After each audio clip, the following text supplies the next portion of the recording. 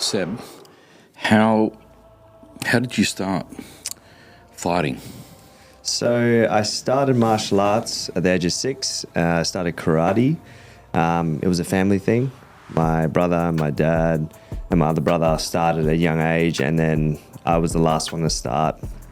And then as I was coming through watching them all the time, I just fell in love with it. And then I was finally, but when my dad and my brothers were doing it and I would watch, I'd be obsessing over it. I'd be sitting back, obsessing over doing the karate. I would even stand behind the instructor, mimicking him, doing crazy stuff like that. And they finally let me. And then when I did, I just, fell in love with it at a very young age, became very involved with my family, and it was kind of a family thing. We've always been involved in martial arts, and it was just quite a normal thing to progressively do throughout the family. Of course.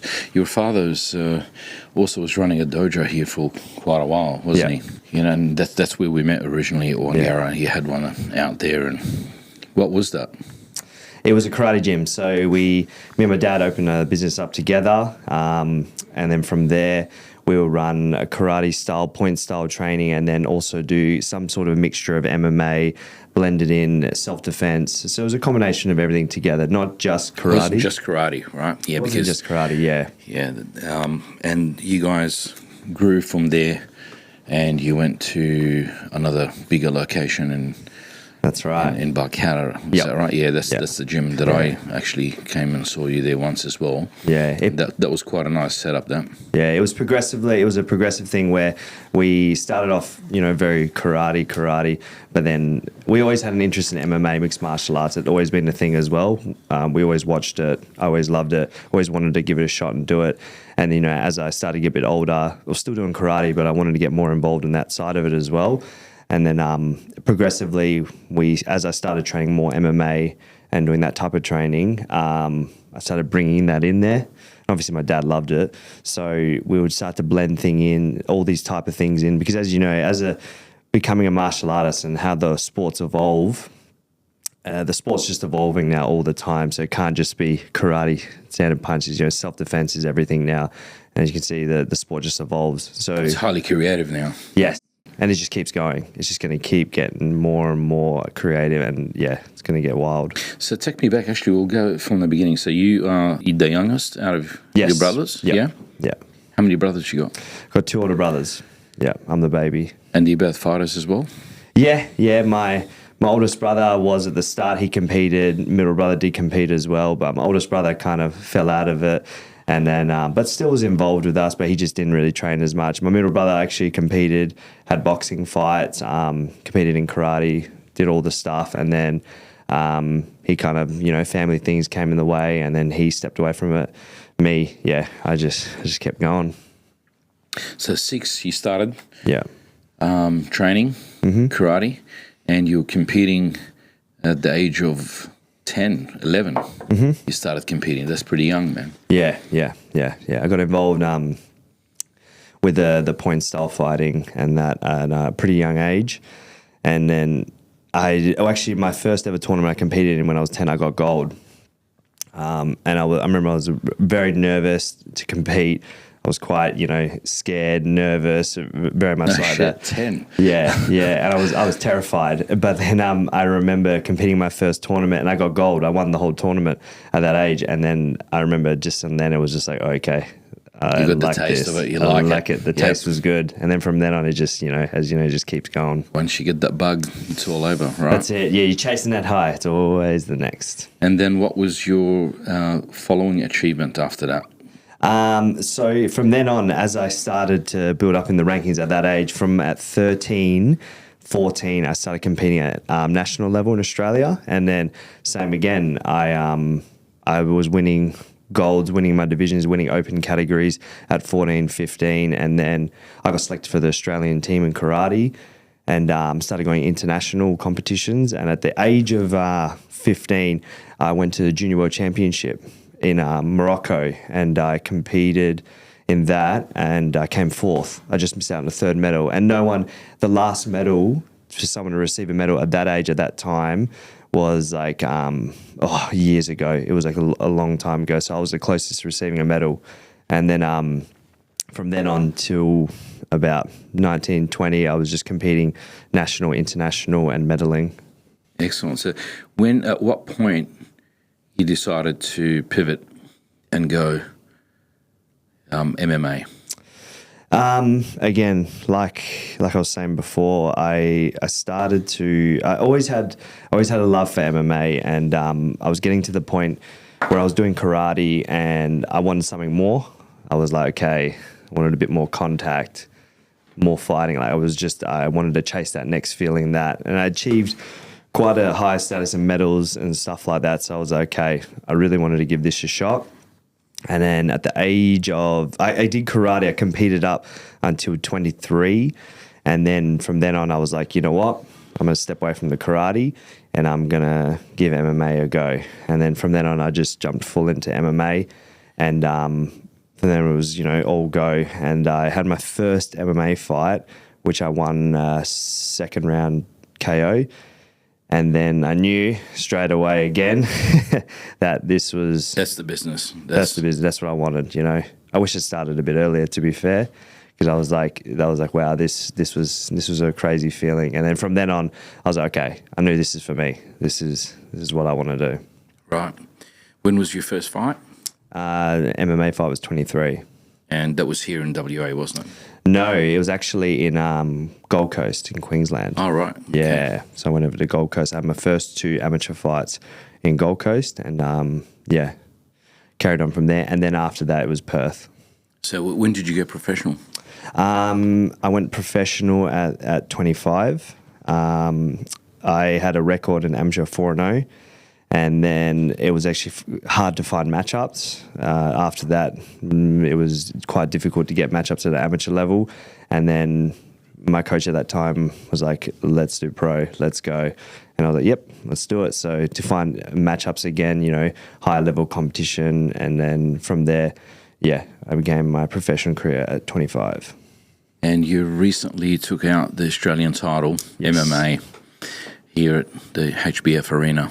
Right. Yeah. That was a really good fight that I watched. I was boss. Yeah, it was good. Yeah, it was tough too. Yeah. He wasn't he wasn't walking the park. He was a tough guy. Yeah. That guy Dimps, he was known to be, the boogeyman of Australia. That's what people were saying. And like he was a very tough customer. Like he fought at multiple weight classes as well. He fought, I think currently at one stage he fought at middleweight. And, and now he's fighting at featherweight, which is he used to fight nearly 80-something kilos and he dropped down to 65 kilos. So, he was a tough customer, and I knew that fight against a guy like that, it'd be well earned to get the title. Well, the goal is to eventually get into the UFC, right? Yep. And how far you reckon you are from achieving that goal now? So I reckon you're almost just about there, because you took out the MMA Australian title. Yep. And you defending that belt in February, I believe. Yes, that is the plan. Yep. Yeah. So who are you fighting in February? Right now, I can't really give names because they haven't signed yet. They haven't signed yet, so I'm just still waiting on that. But it seems to be all a go, and defending my belt in February, day before the UFC. Right, then that's going to be in Sydney, yeah? Yes, yeah. We'll definitely fly over for that fight. Yeah, hell yeah. Yeah, it's going to be good. Yeah, again, day before Sydney, UFC. So, yeah, it's going to be pretty big. It'll be huge. Yeah, well, yeah. Yep. Some big people there, and, good opportunity to showcase why I deserve the next shot. Absolutely. What was the toughest fight on your hands since you started fighting? My toughest fight was actually probably my one loss I had. And that was the first fight you came there and watched. That was probably hands down my toughest fight. He was a monster, that guy. Yeah. He was... he had the height on you, the reach, and... it was like the game of death, the Bruce Lee. Yeah. It was pretty much. You got a karate guy and that. Yeah, it was pretty wild. Yeah, that was... Again, it was my hardest fight because it was my only loss so far professionally. Yeah. I was extremely impressed with your defense and and your work you know, that was really impressive. Yeah. Say what he will, that's the thing. He may have got the win, but he didn't touch me though. My dodging and my defensive skills. He couldn't hurt you. That's it. Yeah. But the reason why that was tough as well, again, it against a guy like that, you know, obviously game plan was going to plan at the start, and things started to fall apart. And then again, when things start to fall apart, that's when things get difficult, and I got tired, and that's when I had to dig a bit deeper and things like that. And I learned a lot of valuable lessons in a fight like that, where it was just okay, this is the first time where you get put in a pretty uncomfortable situation. How do you deal with it? How do you come back without adjustments and stuff like that? And ever since then, I've built off of that. Like, I came back with a different mindset when I had that one loss, and then I learned so much since then, and it's made me so much better, and where I'm at today from having that loss. And you trained with quite a few different people in different gyms. Yeah. You know, to just give you that extra knowledge and experience. And, you currently moved to Wollongong. And you staying there for a bit, or what's the plans? Yeah, I moved to Wollongong, and I've been training at Freestyle MMA, and it's been great. I'm loving it. You know, I've got a bunch of high caliber people I train with. You know, some of the best in Australia currently as well, and I love it because again, you're in a room full of people who are quite competitive. And it's iron sharpens iron, and we're all pushing each other to the next level. You know, we're all there to help each other prepare for fights.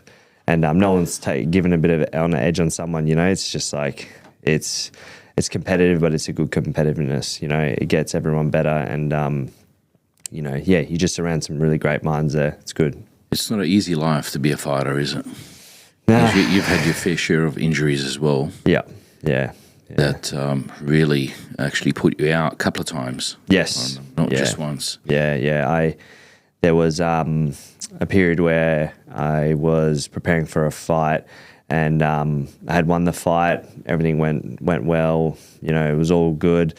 And then I had some kidney and liver issues that happened, and then it actually put me in hospital for nearly 6 months, where, you know, it was some serious stuff where I was in and out of hospital. My whole body just went out of whack, and I had heart issues, bunch of problems, and they could never really find the cause of it. I remember that actually. And I don't think we ended up talking after that. Yeah. And I didn't know what was they actually never found the cause to it. So you still don't know what. Still don't know. Yeah, and put you out for over 6 months. I mean, you're a mess. That time. I remember you were devastated because you had to cancel. Yeah. Couple of good fights that you had lined up. Yeah. You know, and it put me back a little bit, and it was a tough go. But again, I worked with some doctors in and out of hospital, and I finally had everything come back, and I got my health back up to a point where I was like, okay, I'm ready to go. Let's do it again, next fight. And then after that, I was preparing for another fight. This is just when I moved down to Wollongong as well. And I was preparing for the next fight. And leading up to the fight week, I suffered it again, kidney, liver problems. On fight week, I had to be rushed to the hospital.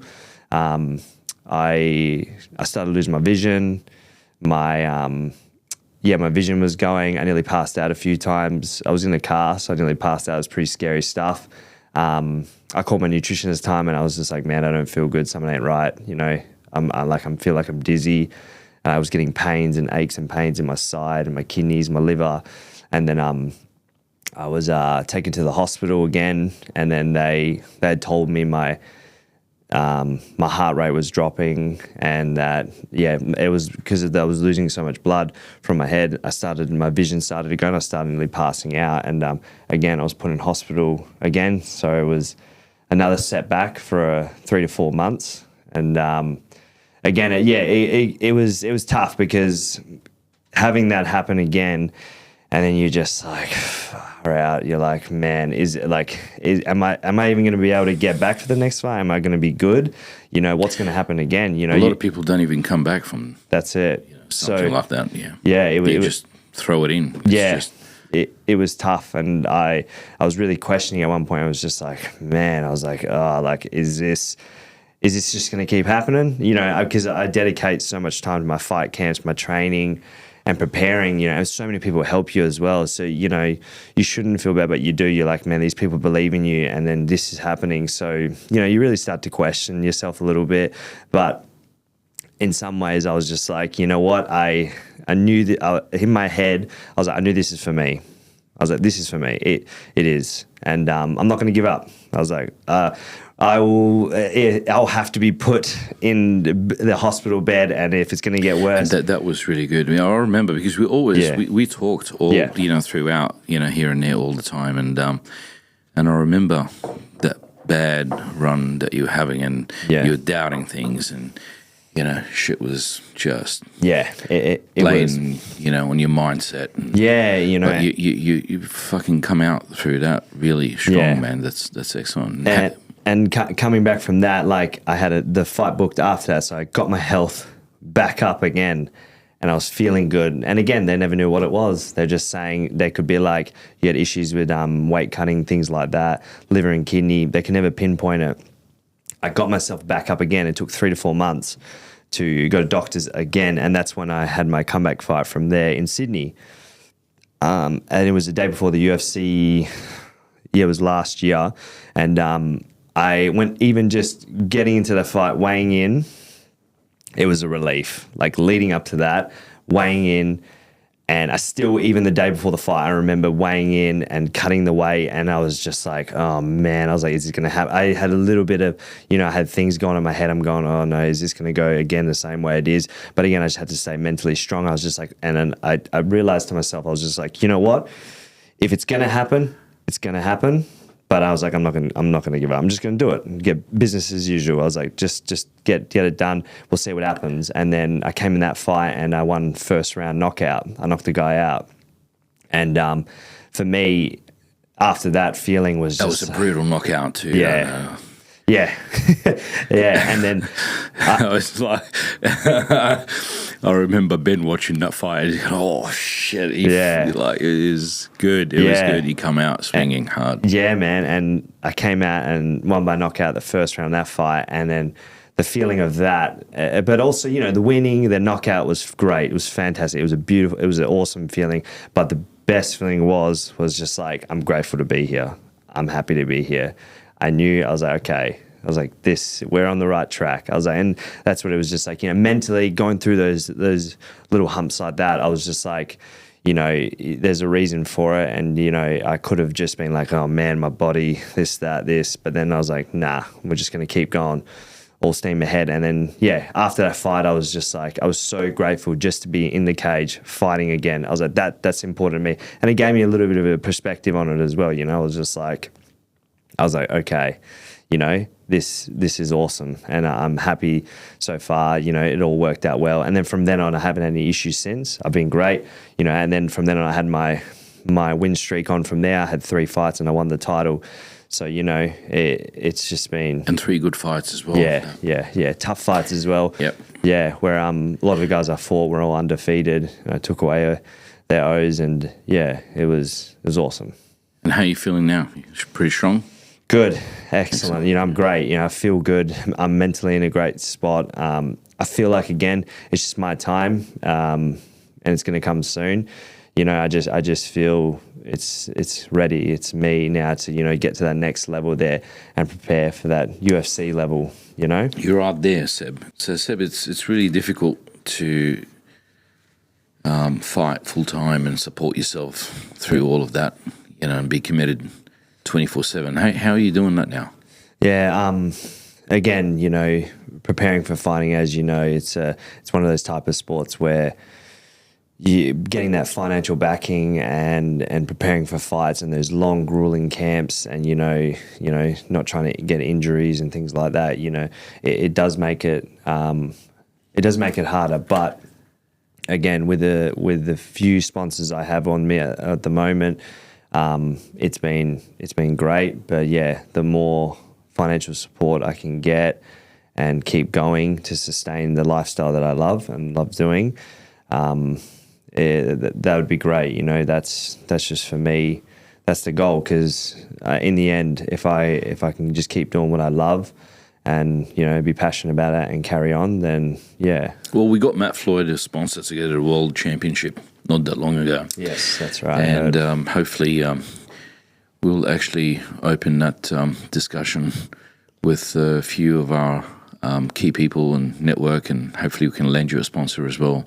Yeah. Soon, like a decent sponsor. Yeah. That will see you through all the way to UFC, hopefully, yeah. And again, like getting the extra support from you and those guys and stuff like that, it means so much to me, you know, to do what I love and keep continuing. And it's great, you know, and I really appreciate it. Absolutely. So now, and you're doing everything as well. Like you're working with some really good people and very knowledgeable people. Mm-hmm. You've got a nutritionist that you're working with. You had one here as well. What's the process that you go through preparing for a fight? How do you prepare? When a fight is done deal and it's go time, it's pretty much just dialed in and preparing for that certain opponent you have. And that, you know, from then on, you're researching the athlete, you're looking at them, their strengths, their weaknesses, everything in that detail from there. And obviously, when you go back to training, you'll prepare the sessions around that individual with your teammates and coaches, and that process begins, you know, looking at what their weaknesses are, where you can, you know, get those advantages over that opponent. And from then on as well, it requires, you know, your food, your recovery, sleep, all of that's so important, you know. And basically when you're in camp from there, all those things, it's like a detailed set regimen of altogether just planning and, yeah, just being dialed into what's next. Excellent. So you start really focusing and preparing everything, say, 6 weeks out? Yeah, 6 weeks out is when it starts to get intense. And the sessions get more intense. And we do these things called spiders and meat grinders, where you're put under real stressful situations and put in very uncomfortable positions. And it's very grueling, and no one's going easy on you in those type of sessions, where you're basically put in not a comfort zone. And again, you'll be put in those positions to feel uncomfortable and building that resilience and that mental toughness to keep going. What do you mean when you say uncomfortable? In training sessions, yes. You mean? So a lot of pressure in training sessions? Yeah. So it's basically you're simulating a fight. That's the screaming, the yelling, the intensity. If someone's hurting you, what happens then? Like if you're in a really bad position, you get hurt, what are you going to do? So yeah, you're just working in those very uncomfortable positions and trying to find comfort somewhat. And then, those are the type of sessions where they can get pretty tough. What's your strength, you reckon? My striking. My striking is what is my strength. Again, from my karate, my background, that's where most of my fights end up. And that's where a lot of people struggle to fight against me, because I do have a very unique style. And people will see it and they think, oh yeah, he's a karate guy. He does that. Karate Kid. But little do they know, once they get in there, that it's a whole different ballgame when you fight me. I bring a lot of different things to the game and a very unique style. And I think it throws a lot of people off. Actually, it does. I've seen that. Yeah. It's a very good style, actually. I like it. Yeah. Impressive to watch. Now, what about your weakness? What do you think your weakness is? Weaknesses are, I won't say too much because I don't want to give away too much. Yeah, of course. What do you need to work on more? Well, again, when preparing for when you're preparing for someone you're going to fight, obviously it becomes you work on the weaknesses in certain areas, what that opponent can exploit on you. So you will work on those things. That's during a fight camp. So you'll be preparing that way. You'll work on certain things where you look at a guy and you go, okay, he's pretty good there. Do I have some strong suits there? What do I need to work on in those areas so I don't get put in a bad position? So you work that way. If it's out of camp, it's all around skills you're working on, because you're not specifically working towards an individual. You are you are just training and improving yourself. So you're all around working, especially in the game of MMA. You know, MMA is so unpredictable. So you're working your whole game throughout a camp. In camp, a little bit specific, but again, it's all tailored to the guy you're fighting. So how many days do you train a week? Pretty much every day. 7 days? Yep. Sunday's usually recovery day. Okay. Sunday's a recovery chill, but other than that, from Monday to Saturday, it's training every day. What does your day look like training?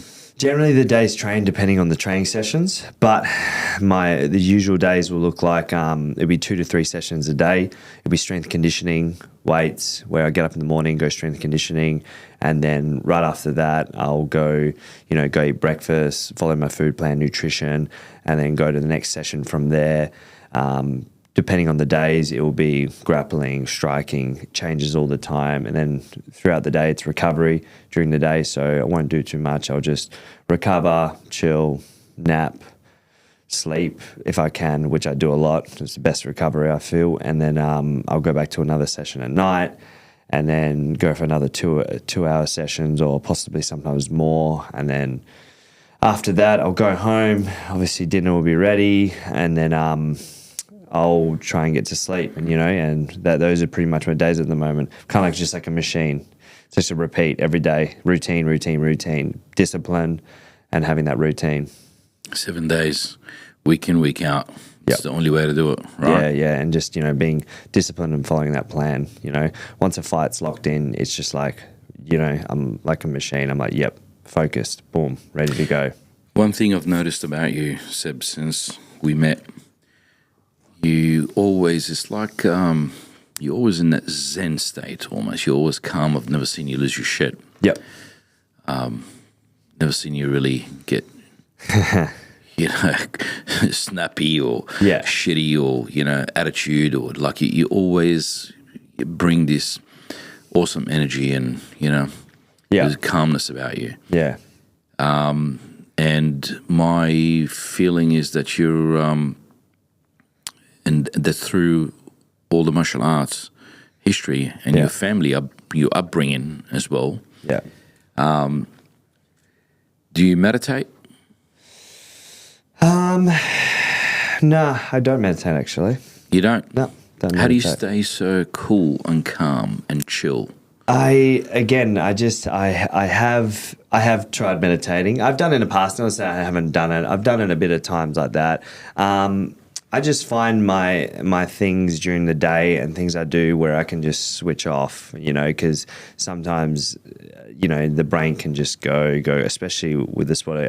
My brain's just like go. I'm constantly thinking about things with, training and things like that. But again, I'll just find things throughout the day, with my girlfriend there and stuff where we'll just chill out, do things. And I just try and pull it back and try and turn it off for a little bit and find that recovery in there, And I think generally, just over time, because I've competed in martial arts for so long and I've done it for so long, I used to, back when I was younger, you go through that process of where you have that, I used to be a little more wound up and things like that. But again, from competing over a long, long time, I'm able to just switch things off and just get into my routine and not get too, antsy and worked up and take things too seriously. You certainly know how to switch it on once you get in the ring, right? 100%.